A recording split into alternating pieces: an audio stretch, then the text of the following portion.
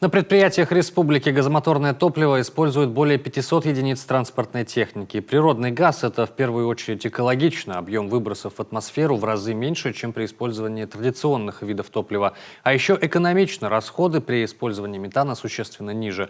Плюс для физических лиц, владельцев авто с газовым двигателем, транспортный налог снижен вдвое. И это еще не все. Александра Головина продолжит.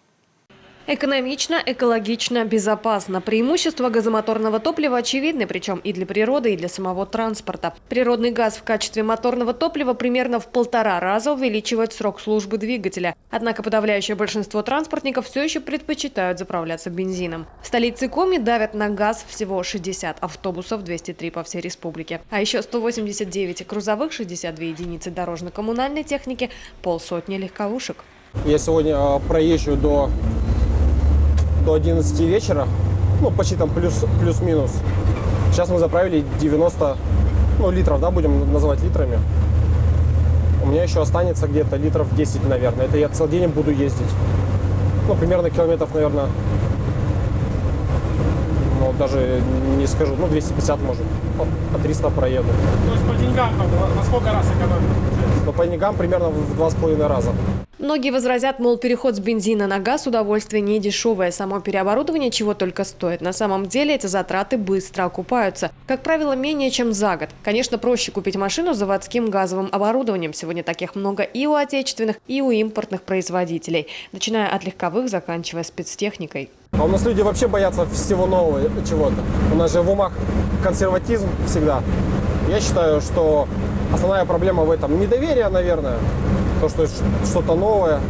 По сути, поставить оборудование там, даже если оно там стоит 1080-70, да, все равно ты выиграешь, на бензине. Ключевыми потребителями метана в качестве моторного топлива в ближайшей перспективе станет магистральный, железнодорожный, водный транспорт, карьерная и сельскохозяйственная техника. Объем его потребления к 2030 году на магистральном транспорте составит 33%, на водном – 27%, на карьерной технике – 23%. Наши муниципалы тоже постепенно переходят на газ. Такой перевод, например, для техники коммунальных предприятий – неплохой способ сэкономить, а значит и снизить тарифы для населения. Год за годом. На совещании республиканском я об этом просил.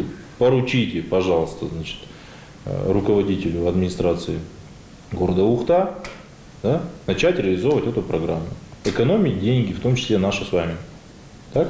Потому что сегодня он, извините, газ в 2,5 раза дешевле, чем жидкое топливо.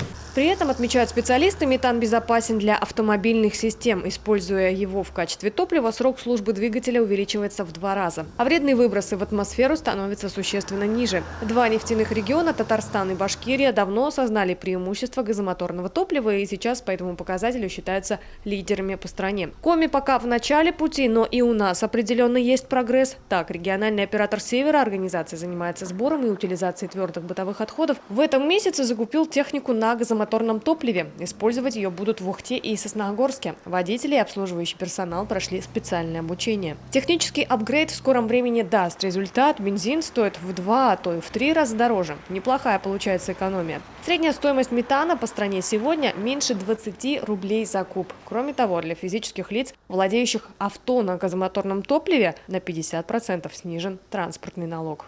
Кроме того, выделены субсидии местным бюджетам на частичную компенсацию затрат по уплате лизинговых платежей за автобусы на газомоторном топливе, оборудованные для маломобильных групп населения, что крайне важно. Лидером по использованию техники на газомоторном топливе в Коми является предприятие «Газпром Трансгаз Ухта». Сегодня в республике работают 2 газовых заправки в Сыктывкаре и Ухте. В следующем году в столице региона появится 2-я АЗС. Соглашение с профильным предприятием уже достигнуто. В республике разработан комплекс мер, стимулирующих перевод транспорта с бензина на газ. Александра Головина, телеканал Юрган, Сыктывкар.